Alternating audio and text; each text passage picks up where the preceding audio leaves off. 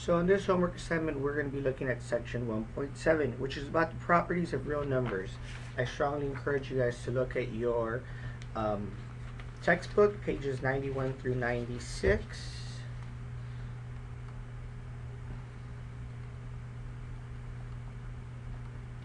Or look at my notes to help you with some of these vocabulary words.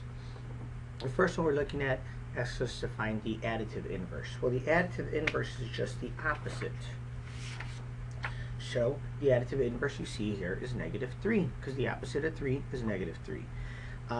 Another example, let's just say they ask you to find the additive inverse of k. Then your solution would be the opposite of positive k is a negative k. So the additive inverse is just the opposite.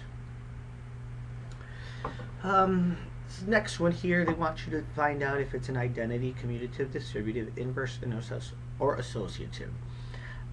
This is why it's important to make sure you look through those pages or look through those notes to make sure you understand each one of them.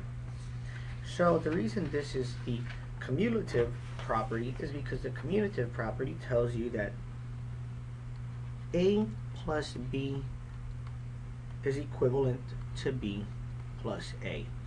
And if you notice here, we could call this 14A, that is 9 plus 4B. So we notice all that happens is that switched.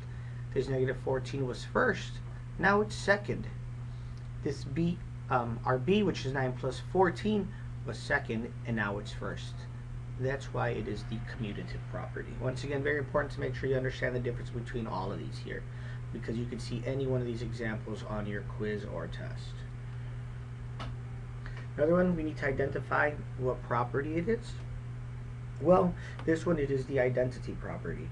And why is it? Because with the identity property tells us A plus 0 is still equivalent to A. Here we see our A is 4. Now we have 0, so A plus 0 still gives us the same solution. On this next problem, they asked us, is it an inverse or identity? Same thing, it's an identity, because the identity this time tells us A times 1 equals A. We're in the last example.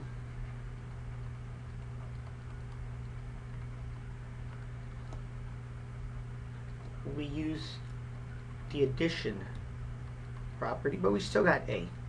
So here you notice this 5 over 5, even though it doesn't look like a 1, it is 1, because 5 over 5 gives us a solution of 1 there. Okay, and if we were to reduce this fraction, we'd come back to getting the solution of 2/9. Therefore, it is the identity property there. This example kind of looks like the one we saw with the commutative, but it's very different. The associative property tells us A plus B is in parentheses plus C is equivalent to A plus open parentheses B plus C. One thing that I want you to notice is that the first, second, and third term don't change on either side of the equal sign. A is the first term here, A is the first term there. B is the middle term, B is the middle term, and C is the last term, and C is the last term. The only thing that changes is the parentheses. Parentheses on this side cover these first two, and on the other side of the equal sign covers the last two. And that's exactly what we see. -9 is the first, -9 is the first. 8 is the second, 8 is the second. 14 is last, 14 is last. The only thing we see is a shift in parentheses. It went from the last two to the first two.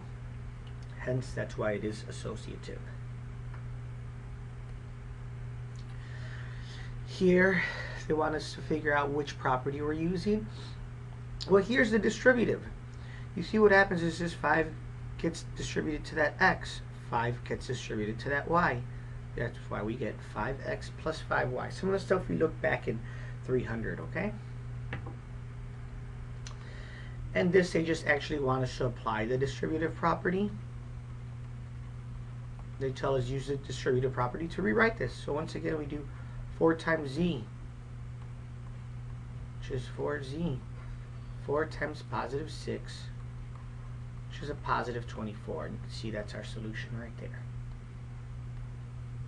For the last one, they want us to do it one more time. This time, there's 3 terms and 3 variables. We still do the same thing.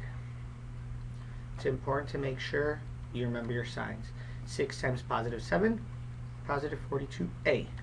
6 times positive 7, positive 42, this time u. 6 times negative 2 is negative 12b. There's no like terms, therefore we are done with this problem. Always make sure to see if you can combine like terms. So some of the problems of 1.7, just making sure you understand the properties, and I highly recommend you look at your notes or the textbook.